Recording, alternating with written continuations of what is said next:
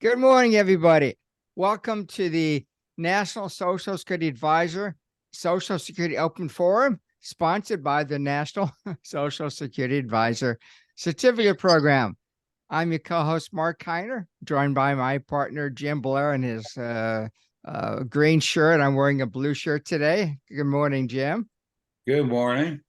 It's a nice day in Cincinnati. Seems like the heat has gone away for a little while. We're expecting temperature in the low 80s, right, Jim? Yeah, I believe so. So it's going to be a lot nicer today. And Teresa, I want to congratulate you. I see that the Pittsburgh Steelers were they 3-0 this preseason or 4-0? They won all the games. Congratulations. That means they'll be 17-0 when the year's over. Anyway, I hope your NFL team is doing well. Hope your baseball team is doing well. Advisors out there. So anyway, what we do now, we've kind of changed our position just a little bit, procedure. If you have questions and you want to go to the top of the line, just raise your hand and I'll call on you almost right away. If you don't, I will of course go around the squares and ask you guys individually, and ladies, if you have any questions about Social Security. But before we do so, Jim, let's talk about the restricted application. It's now 2 weeks later. We had this open forum 2 weeks ago. Have you done any restricted apps or met with any clients that were able to do a restricted application over the last 2 weeks? Not at all. None, period. So pretty much done with it, I would say. If you had to come up with a month that you might have done you met with somebody that can do the restricted app, when do you think that might have been? Couldn't tell you. It's been months and months. Maybe 2022? Could be. I mean, I just don't recall the last time I did one. It's been so long. Okay. Marcia, you raised your hand. Well, all yours. Go for it. Well, good morning. Thank you. My Patriots did not do well in preseason, but that's okay. Well, I don't want to tell you, I'm really not a Patriots fan, but yeah. Well, I live here in Boston, so it comes with the territory. Good for you, though. Well, okay. I have 3 questions, and they're niggly questions, but let me share what's going on. I have a case I'm working on with an international couple. UK pension, Social Security has made a blunder. But what has come out while working with this couple is that the wife, when she started drawing her benefits, she did not have her 40 quarters. So she was a dependent spouse. Now, everything was fine. She was getting spousal benefits. 4 years later, interestingly, both she and her husband have been continuing work. So all of a sudden, she got her 40 quarters in the midst of receiving spousal benefits. So because she's been working, Social Security, I'm confirming this with you, they would recalculate her benefits every year because her benefits input has changed. Her husband also had been working, and his PIA or his calculation was changing and going up as well. So when she went over the threshold from dependent spouse to someone now having 40 quarters, does Social Security now calculate her benefit as the 2-part, right? She'd get her own benefit, and then now it's a spousal top-up versus having 100% spousal benefit, even though the number's the same? Yes, they will pay her on her own first, now that she has her 40 credits, and then the spousal benefit on top of that. So she didn't have to call them and magically know that earning 40 credits would change the calculation, right? They do that behind the scenes. Yeah, it should be automatic. They review her record each year. It may be a while. They're just getting ready probably in October to look at the 2022 wages and make the changes. Shouldn't really make any difference in her payment amount. Might be $1 or so different, just depending on rounding and that kind of thing. But basically, it'll be the same. And they'll just tell her, well, it's being paid this way. Instead of all from your spouse, it's some from you, some from your spouse. And the reason this gets important for this particular case is there's a WEP and a GPO component. And so there was only a GPO component before her 40 quarters, but now that she has her own benefit as well, WEP is going to come into the equation. So that's what's kind of a picayune question, but I needed to know what she's supposed to contact them. And the answer is no. If she wants it done earlier, she could. Okay. But if she's content on waiting, that's fine too. Yeah, it actually happened back in 2020. And then in 2022, they suspended her benefits entirely and they haven't been paying them and they asked for $32,000 back.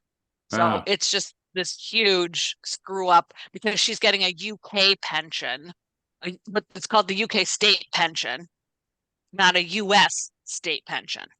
So it's just been a big mess. Then assuming that the case is favorable to the clients, that Social Security did make an error here, when and how do they pay back the benefits? Well, if they determine they owe her money, they'll send it back all in one lump sum. Okay. All right. So I read somewhere that it's paid out in 2 small payments, and then at the end of a year, they get the balance. It's like, They well, do if that they with made a mistake- SSI. They don't do that with it's called Title II. Oh. That's regular Social Security. Okay. And my last question has to do with Part A. I think you both know that I play with Medicare a lot as well. And a lot of the clients that I work with are higher net worth and higher income. So, and they stay working. So they have HSAs, and this collision between Medicare and HSAs is enough to give me more gray hair. But to determine the Part A retroactive start date, so somebody's 68, now claiming or enrolling in Medicare, that Part A start date goes back 6 months from the of the application. Is that Correct. correct? So here's the wrinkle. If you call today in August to make an appointment, whatever reason you want to talk to Social Security, and you get an appointment next month, and that's when you actually enroll, you do the paperwork in September, what's the start date? Or what's the It's- application date? It should be whatever date they use as their application date. If they need to go back to August, they would be able to, but if they don't need to, they shouldn't use August as the application date. Okay. I've gotten 2 different answers. I was working with this lovely woman in California. They'd gotten a big runaround, and I told her it was the date they put the application in, like, Yeah. signed and enrolled. And she came back to me and said, well, our agent we worked with said we had to use the month prior. Well, the problem is the claims representative could really pick whichever one they wanted. I wondered if that, because I've heard exactly the opposite in other jurisdictions, or whatever you want to call them, where they've done the date you actually filed the paperwork. So there's there's not as much consistency as we would like. Is that a fair comment? That is fair. Okay. Those are Now, my questions. Yeah. Okay, go Okay. A ahead. couple things. You said the government made a mistake, so we're going to have to turn you in. So we'll be sending your name in to the government. So you can be expecting a visit from some government agents. And the advantage to not having any hair is it doesn't turn gray. So just a couple comments there. I'm not going to wish for no hair, though. Yeah, I wouldn't. Okay, thank you. Before we Thank go you. to the next advisor, I want to just remind you that we have a class coming up in Chicago on November 13th. No, September 13th. I'm sorry, 2023. It's in the Rosemont area. It's near the airport. We'd love to see you there. So if that's of interest to you and maybe your colleagues, just let me know. And we do have a decent discount going. Just so let me know and I'll send you that discount code. And Okay, since it's a day before my birthday, if you want to bring me a Yeah. present, that's fine. I would accept. It is. Sorry, Jim, for scheduling this the day before your birthday. You'll be I know. 73, right? Yeah. You know, like a Matter of day fact. over 72. All right, we'll go Yeah. to Lisa. Hi, Lisa. Hi. I just wanted to piggyback on Marcia's question. I've told you before about the situation that my uncle went through. He went to Social Security court. He won his case. They promised they wouldn't start taking his money until after his case. They started taking his money immediately in the same month that they sent him the letter that said that they wouldn't take his money. So his case was back in January. He just got his money back from what they took that they shouldn't. But what they didn't give him back was all of the tax that was withheld. So he went down there and said, you were supposed to give me X amount. You only gave me Y amount. They said, well, we already sent that to the federal government. You'll get it back in April. And so he told him how he felt about that. And there's nothing you can really do. So just be mindful of that. I also told him that if he wanted to reduce his Social Security withholding, because now he's over for the year, that he could do that. The real reason that he went down there was because for the additional, I think it's $120 they were withholding, they are continuing to withhold the tax on that each month. Even though he got paid back the $120 per month, they're still withholding the tax each month. So he was hoping that, I just told him to like zero it out, but he kicked down to 12%. Anyway, so that's still ongoing, and your client will get back their money minus the federal tax that they had withheld. I Yeah, do have a question though, but go I ahead. would say you were probably right on that. I would zero it out. And if I was worried about the tax, I'd just stick in a savings account somewhere and have it to pay later on when it was due. But Yeah, I wanted to kind of like just reset it, have them stop Yeah. withholding anything, but you know. So would you especially- just file another, what is it, W-4V form? Correct. Yep. Yeah. Okay. And they process those real quick. Okay. My next question is, I get a lot of questions about this from people who are divorced and want to know what their spousal Social Security is. What's the best way to go about that? And like, can they just call Social Security and ask, or what will they need when they call? calling really doesn't help because they have to prove that they're eligible for the benefits. So they have to show someone their divorce decree. If the divorce decree shows the date of marriage, that's all they need. If it doesn't, they would have to also provide their marriage certificate and prove they were married for the 10-year period or longer. So the easiest way is just going to local office and show them the documentation. They won't keep it, but you have to show it to them, and then they'll provide you with what you're eligible for on your own record, plus as a ex-spouse. Okay. But yeah, unfortunately, probably a trip into the office is the best bet. Okay. Thank you. Hey, Lisa, I take thank it that's not what you wanted to hear. you. Okay, go to Michael. Hi, Michael, top left. Hey, I'm just listening to all of this. This is amazingly fascinating stuff. I'm just enjoying listening and learning. Aren't you glad that Jim Blair's on the Zoom with us? Yeah. Yeah. Besides, if you and Jim weren't on the Zoom, there wouldn't be one. Yeah, but we need Jim to get these answers. Okay. Thank you. Fair. Hi, Sue. Good morning to you. Okay, Sue, we'll go to Bob. Hello, Bob. Good morning. No questions.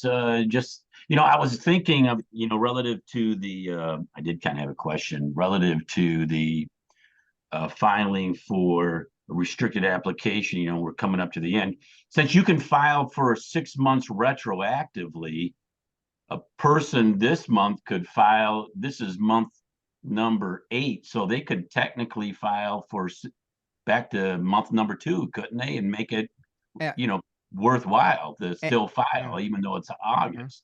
As long as the spouse was receiving benefits back in February. Okay, That's the key.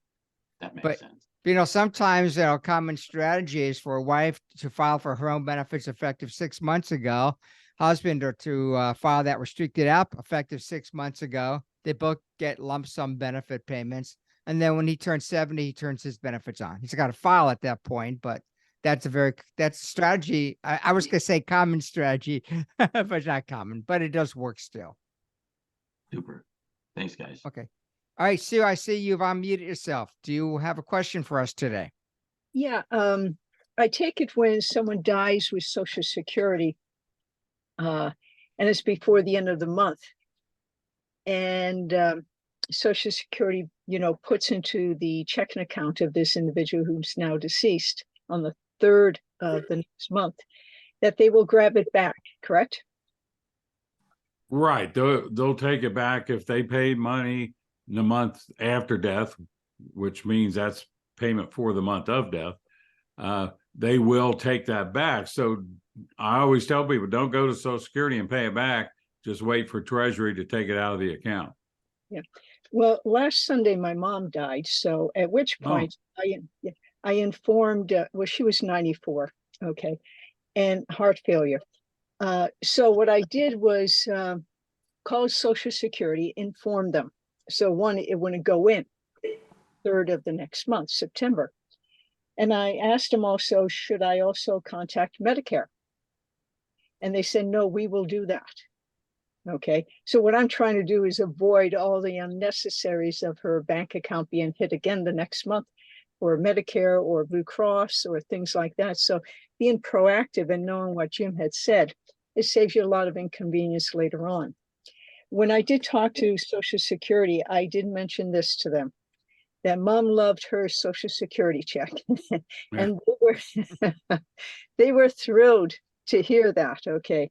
And I wanted, if mom was in better health, to go to 100, because she was thrilled every single time she did get that Social Security check, because she was a GI War bride, married dad when he was stationed in England in World War II before he went to France. And she always knew that her sister, who was in her 70s eventually, also loved her pension. Oh, nice. Yeah, because these are hardworking, and she was in England, but these are hardworking people. And yet mom never worked, but she was busy raising 4 kids, 3 good, 1 Anna. Okay, so at which point, there's one in every family. What can I say? So to be a bit proactive, it goes really, really smoothly. And therefore, I then called Blue Cross Blue Shield, because she had one of the best programs out there, no copay, no deductible, just like mine. And it was covering everything. And just one input for all of you who may be going through this in the future or have friends in that. When mom was, non-responsive, heart failure and everything, the hospital didn't want her anymore, even though great insurance in that. So I simply said, well, why don't you just say you don't want her here? Okay. And they had difficulty saying that, but they shook their head up and down. So when she went to the nursing home just for 5 days before she died, hospice comes in, and therefore now they basically claim, own, and control her Medicare. And at which point the billing goes to hospice and not the usual Medicare, Blue Cross, and then Mass Health as just the safety net. And because of that, they truly own the Medicare. Okay. And that can cause different issues, because all of a sudden Blue Cross is not being billed at all. Okay. So I'm interested in how that evolves. But anyway, that's the gist of it. And, being, certified through you guys as, in Social Security, and listening to the open forum and, doing, a refreshing of all the information out there, it put me more at ease and proactive rather than anything else. And your clients will appreciate that, because otherwise, they're going through enough. And if you ever want to know about cremation, I can tell you all the ins and outs about it, okay? Because even experts out there, they don't understand it. Okay, thank you, guys. Thank you, Thanks Sue. for that, Sue. Yeah, it's appreciate your important to be comments. proactive. All right, we'll go Susan. Hi, Susan. Me, Susan? Yep. Me, Susan. How are you? Good. Thanks for being here. I'm on this for the first time, so I'm really here to see how this is done. But while I have you, so it's kind of piggybacking off of the first question, Marcia's question, and I'm going to turn a question into a statement, but if you have a state pension and you've paid into Social Security, but you haven't yet gotten to your 40 credits, and they haven't started drawing on their state pension. If you started drawing now before the 40 credits, then the WEP kicks in and you have something less than a 90% for that first bend point. And then later she continues to work, and now she's got her 30 years of substantial earnings. I guess bottom line is there any retroactivity to the formula being, using a percentage that's less than 90% at some point when she gets to the 40 credits for drawing on the pension? Well, they'll review it each year, and they'll make adjustments as each year goes along. So if someone earned their 30th year in 2022, then the adjustment to the PIA would be made effective January of 2023. They don't go all the way back. It's just effective when that year is over.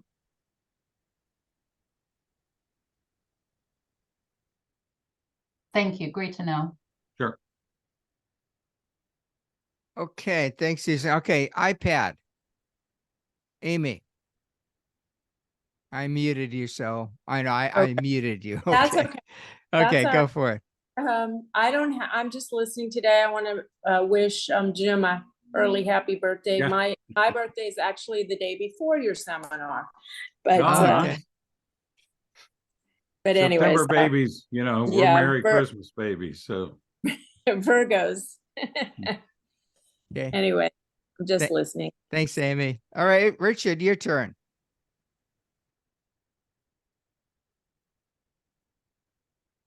Okay, we'll go to Teresa then. Hi, Teresa. Good morning. I have a question regarding Medicare Part B. I have a client that's going to be retiring January 1. So his Medicare Part B premium would be based upon his 2022 income. Two questions. When should the paperwork start to be completed for that? And when does the Part B premium get recalculated based upon the retirement? yeah. Does he have the Part B now, or he's No, going to start no. at January 1st? Right, he has his employer's health care because it's free. Okay, when he files for the Part B application, if he has Part A, he files a form 40B along with the L564, I think it is, for the employer.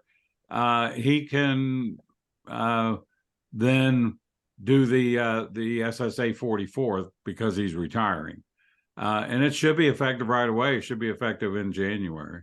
Okay, so if he wants it to start January 1st, on the application, he would put January 1st as start. So would he complete that paperwork in like October? Anytime it's starting in October, and the sooner the better. Okay, Yeah, Thank you. and he'll tell him when he wants it to start. gotcha. All right, thank you so much. Thanks, Sure. Teresa. Okay, Richard, we'll go back to you. Can you hear me okay, Mark? Yes, we can. Okay, yeah. So, surprised to know I had an issue with Zoom too, because you would tell people to raise their hand. I'm raising my hand, but of course Zoom didn't know I was raising my hand. But I think I was trying to figure out how to do that. Anyways, the question I have is that I continue struggling with spousal benefits for divorced and deceased spouses. But my wife called my niece here a couple of days ago to wish her a happy 63rd birthday. And my niece told my wife that her ex had passed away a week previous, and she wasn't informed of it. But the question I have is, she's 63 years old. She's working. She has to work. So there is going to be a recapture of benefits if you're not careful. But the question I have is, I know that I feel the best way for the paperwork, the divorce decree or the marriage certificate to actually bring it in the office. But the question I have for Jim is, exactly what figure will Social Security give her? Will it be his PIA? Will it be her survivor benefit amount at her current age, or exactly what is the figure that she will be given, and how long will it take for them to give her that figure? Well, they should give her the figure of what she's eligible for. So if she said, I want to start it now, they'll give her the figure based on the reduced amount. But she could also ask, what would I get if I waited till my full retirement age? So she can ask them for whatever period of time she wants it to start.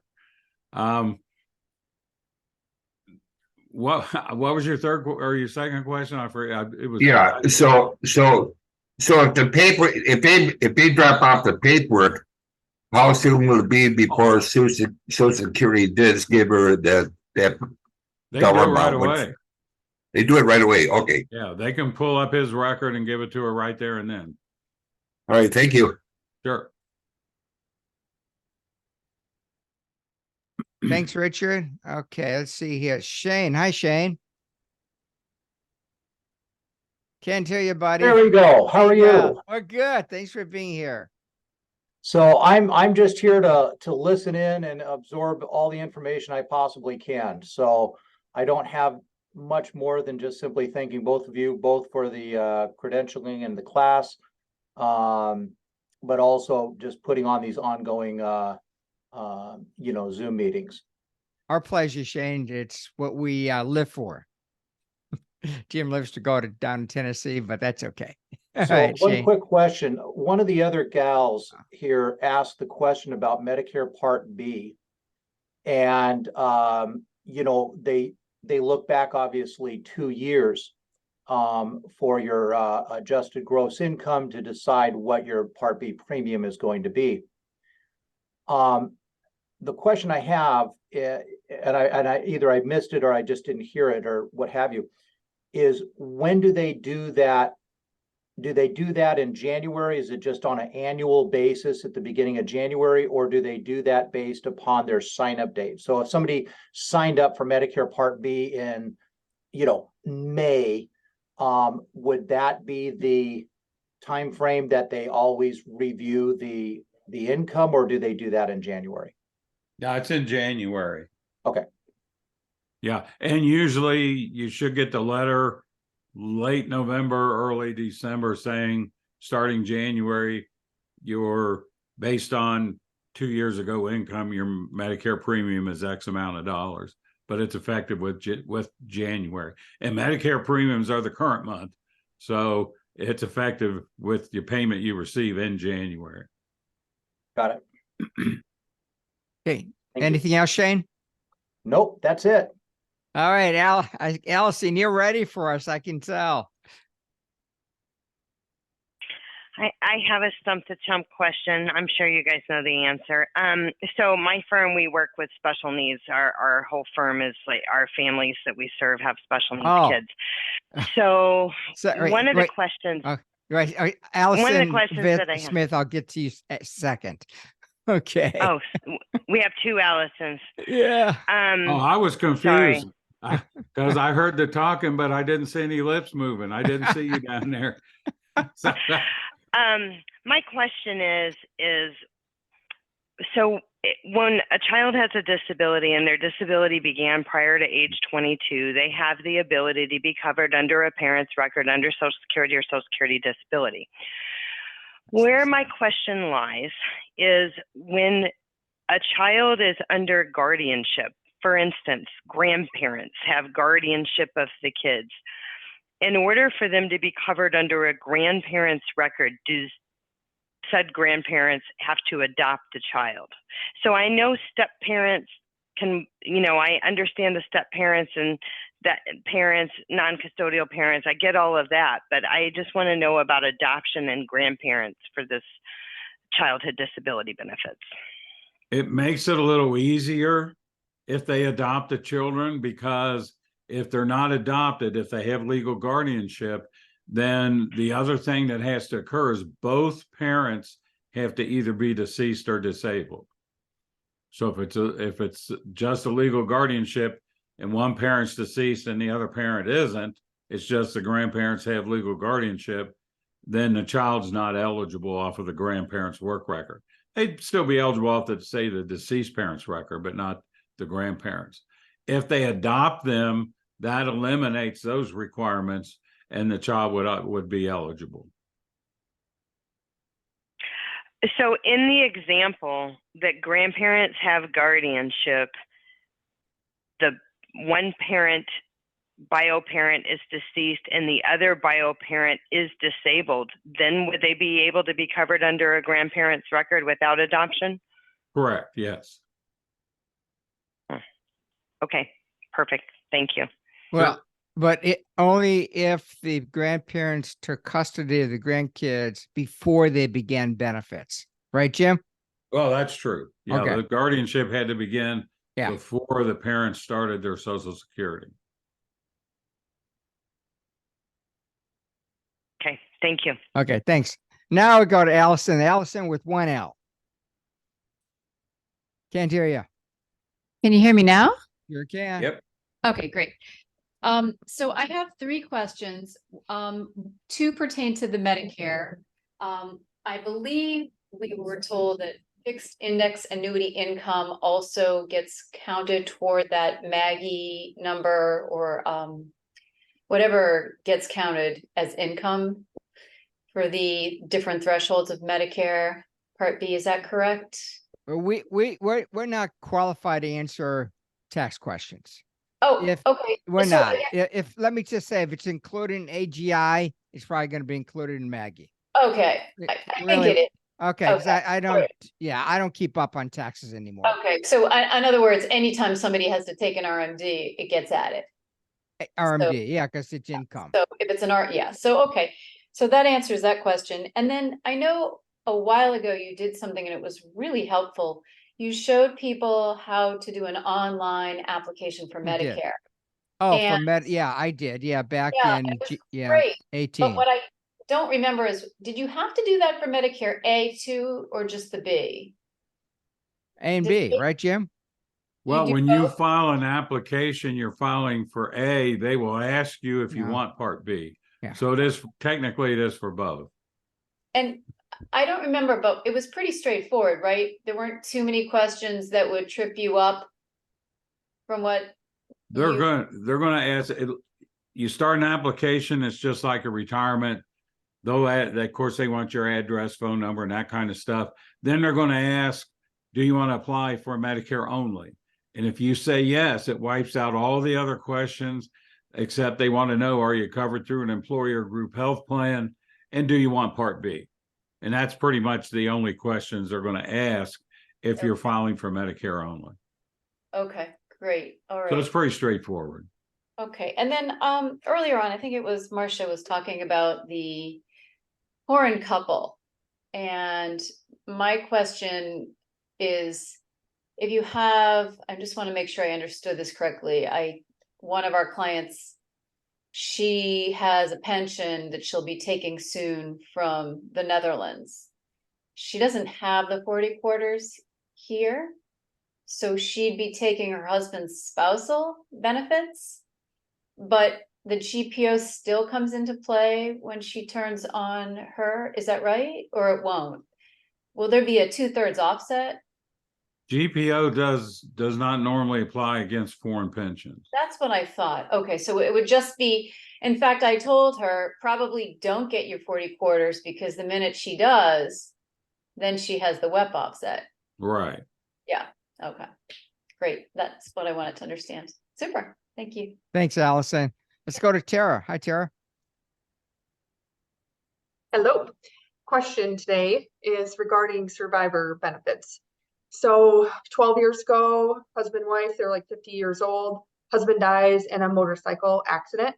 Now wife, 12 years later, she's gonna be 62 here soon.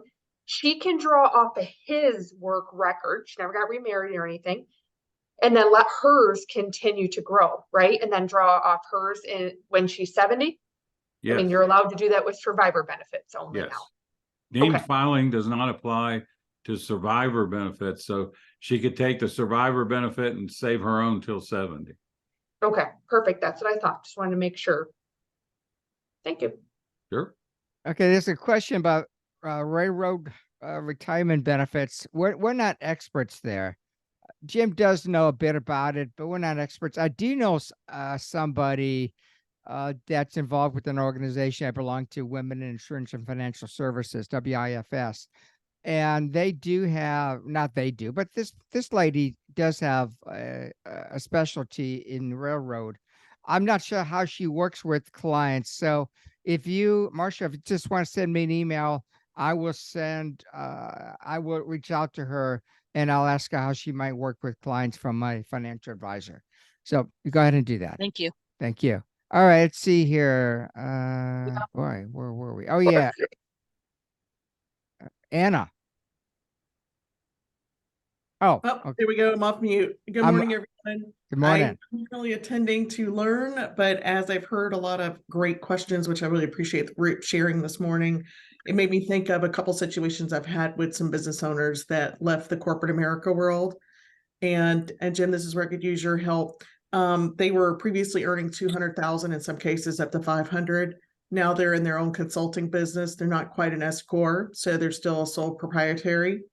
What I'm trying to gauge is any advice you would give that would help not reduce, say, like a 25-year Social Security statement where they're already showing they're getting 3,000 or the max per month.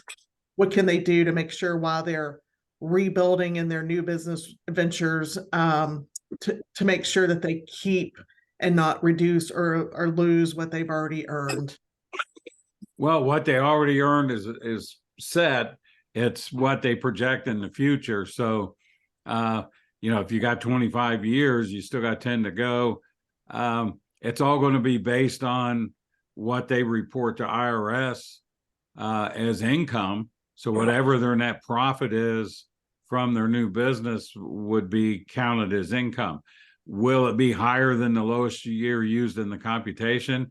We'd have to look at that and see, because the years up to age 60 are indexed for inflation. So it's not just, I earned more than I did in 2010, because 2010 is going to be higher than what it shows on their statement. And you can always look at that and see the years they've earned already with indexing. It'd be the current year indexing, but what does that show as income and what do they need to keep earning? Or maybe they could get a lousy CPA, maybe go to Mark, sorry, Mark, and he doesn't take any deductions and they show that they earned 160,200 this year. They'd still get credit for the full amount. But how much difference does that make?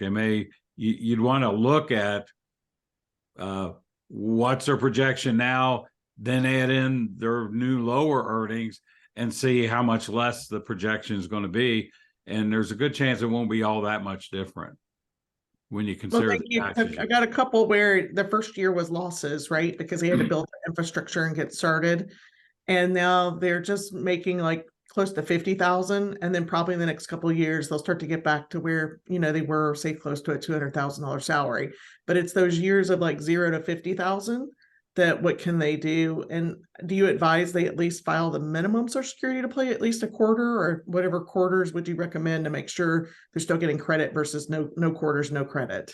Well, they've got their 40 quarters, so they're in. A 0 year, 1 or 2 years isn't really going to hurt them.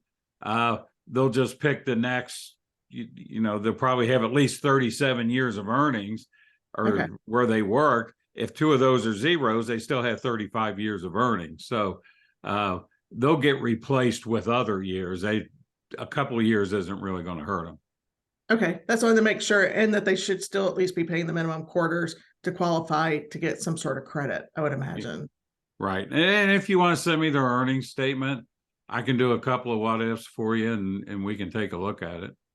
Okay, Well, thank you so much. I Sure. guess I'm a little confused, if it's a sole proprietorship, it's not like you have an opportunity. I mean, whatever the net income is, the net income is. So I'm not sure what you really mean by reporting a minimum amount so they get their quarters. Whatever their net income is was what they pay FICA tax on. Yes, I've got one client that did 0 for the first year in this example, and then the next year will be 50,000. So it's just making sure that they don't avoid not doing anything they should be doing to help make sure they still qualify and don't reduce their monthly benefit, so to speak. Okay. All right. Yeah, the other years after that should make up for that. Okay.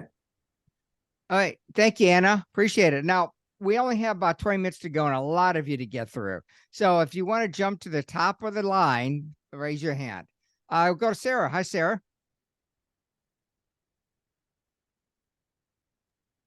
Hi, sorry, I had to unmute myself. okay. Thank you. I appreciate today's session, but I'm just here to listen. So many great questions, and I'm just taking it all in. So I won't take up too much time, and I'll allow us to move to the next participant who may have a question. So thanks. Okay, let's go to Steve.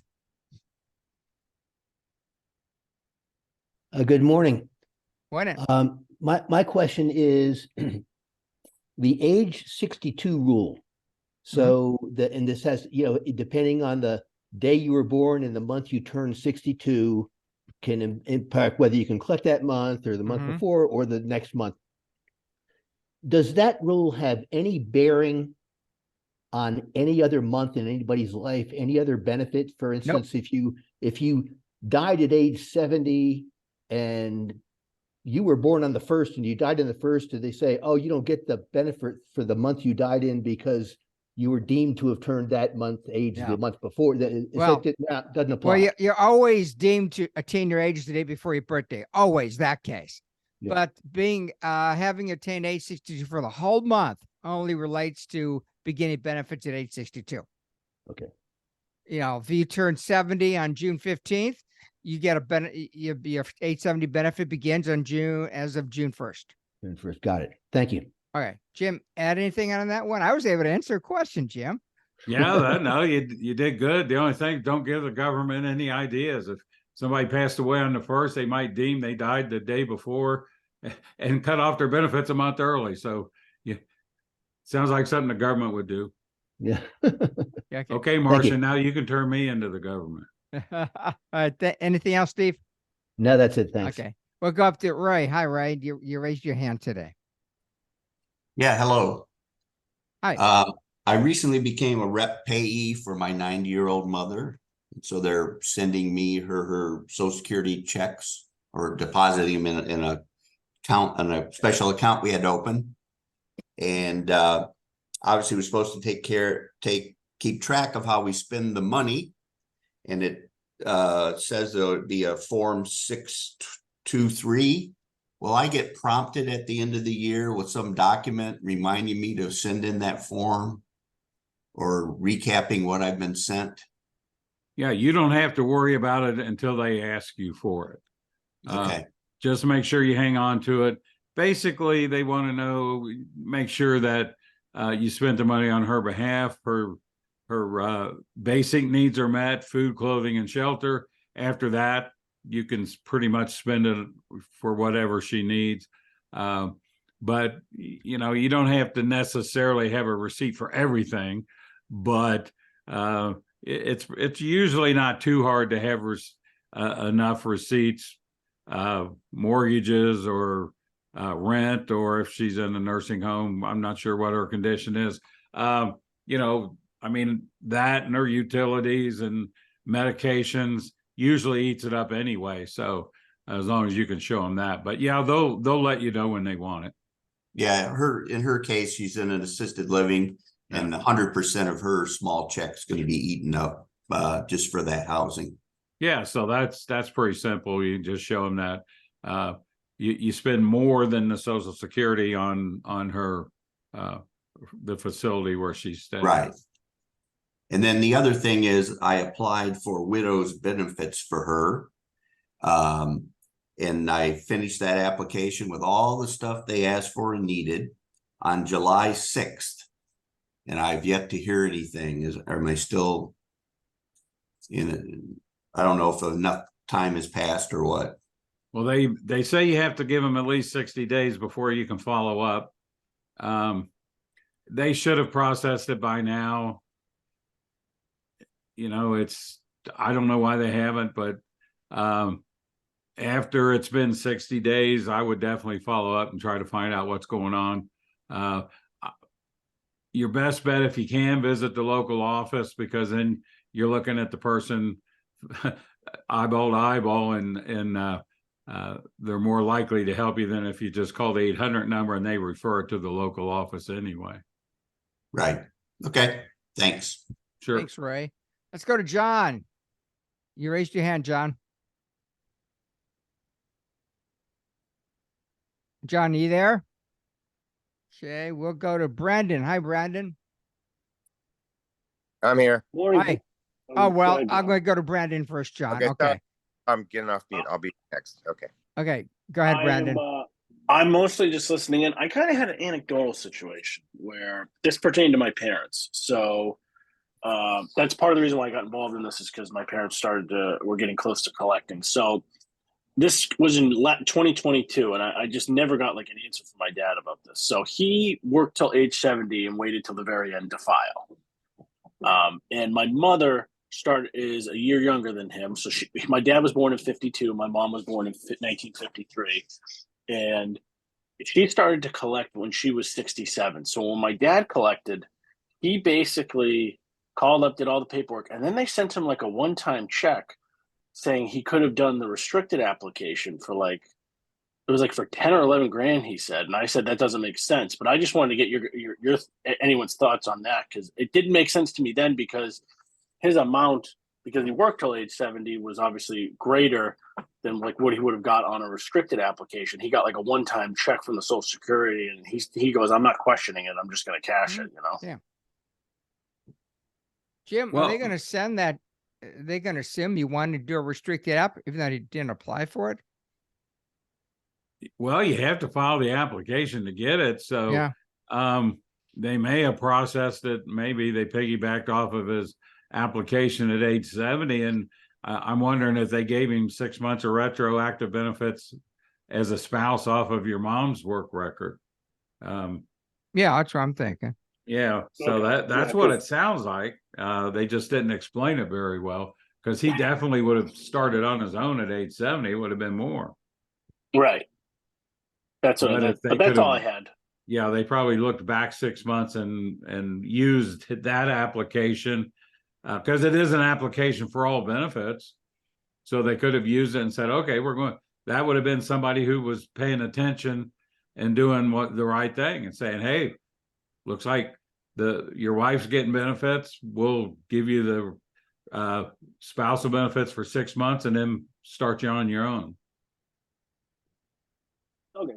I never heard of it before. I found that he said it did make sense that they were just giving him a check, but but he kept it. I don't blame him. Yes, I would have too. All right. Thank you, guys. Thanks, Brandon. Okay, now go to John. Hi, John. Hey, good morning. Just wanted to ask a question. I was talking to a prospect that works for FERS, federal employee, and he's retiring at 55, said that he's going to be compensated for a Social Security benefit, and then he'll turn it on at 62. But will he still be subject to the laws or the rules of early FRA? How does that work? Well, what's happening with him is, because he's filing before age 62, and FERS does include Social Security benefits, they pay him a supplement to equal what Social Security would be if he was able to collect it now. So they'll pay him that until he's 62. Then he would either apply for Social Security and he'll receive a reduced amount. It's reduced for age. So it's 30, his PIA is reduced the 30%. I'm assuming his full retirement age is 67. And or if he wanted to wait till full retirement age, he could, but that supplement that he's getting from FERS stops at 62. So he would be without that income from 62 to full retirement age if he decided to wait, so he wouldn't be reduced. So his retirement will be over the 20,000 plus whatever it is. So will he be subject to the, oh, no, No, that doesn't count towards the earnings test. when you're Pensions, yeah, pensions don't count for the earnings test. oh, nice. So he can make as much as he want, can continue to make more than, $50,000-$60,000 a year and not be subject to the earnings test. Well, no, if the FERS part of the payment is not subject to the earnings test. If Okay. he Right. goes to work at another job, then that would be subject to the earnings test if he goes over the 21,000. Got it. That makes sense. But then basically it's just free money to him, and he would just continue that income. But if he wanted to hold off until 67 or 70, then it works just like everybody else. Right. Okay. Right. But getting paid based on the age 62 for the supplement. Yeah, the supplement should be equal to what they think his benefit would be at age 62. And when you say they think, is that going to change for any reason? It could change if he goes back to work, but it's not going to change it shouldn't change the FERS calculation. Once he retires, because it's set. Okay. Yeah. And during the time that he's 55 to 62, can he go to work and make more money? And would there be any offset there? That I'm not sure of. He'd have to check with the FERS rules. It's not the Social Security. It's not the supplement be subject to Social Security rules. I know under civil service it doesn't matter, but I'm not sure about FERS. So he would need to check with his personnel folks or the FERS people to see. I doubt that it would make any difference, but it's always best to know for sure. Great. Thank you, Jim. Sure. Thanks, John. Okay, Jim, pick two numbers between 1 and 33. Well, let's go with 9 and 22. Okay, let's see who wins the gift cards.